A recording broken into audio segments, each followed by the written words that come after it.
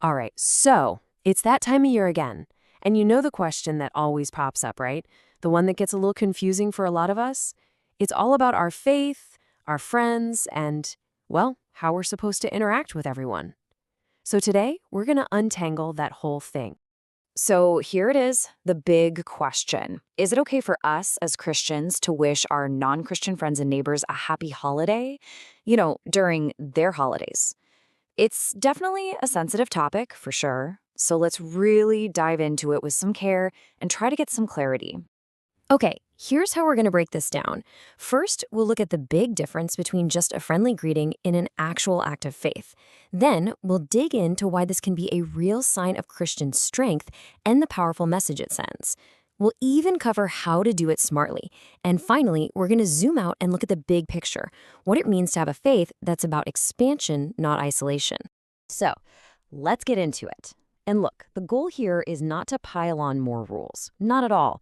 It's really just about having an honest chat to clear up that tension. The one between our faith, which is so important to us, and just our basic human desire to be good, kind neighbors to the people around us.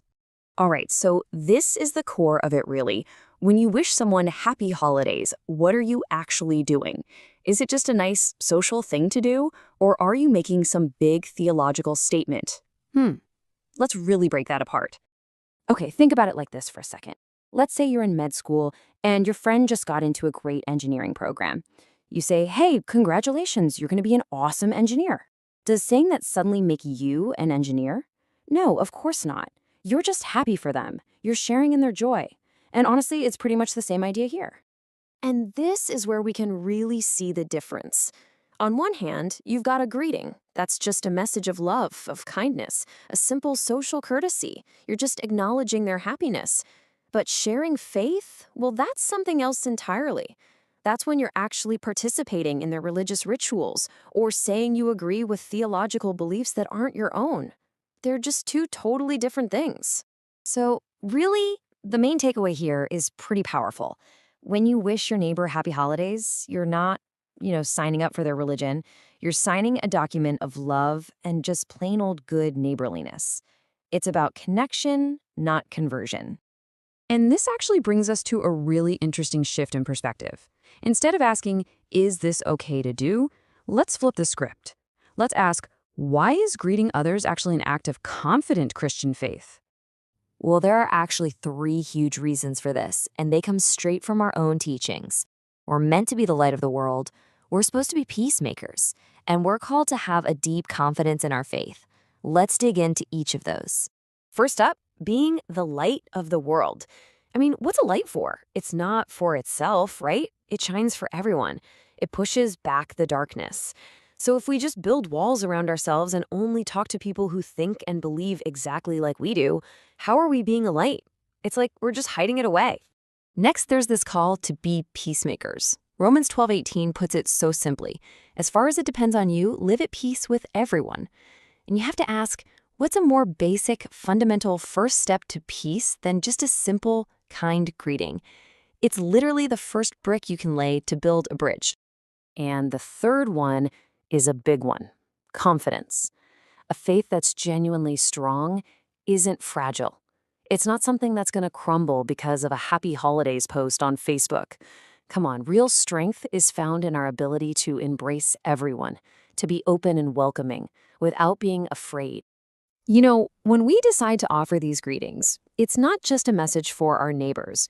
We're also sending a really powerful, unspoken message to all those voices out there. The ones that are constantly pushing for division and telling us to be afraid of each other.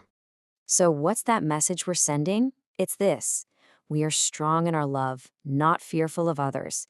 We take the first step in being kind because that's just who we are. And we believe that our love, in practice, is a lesson that is always, always going to win.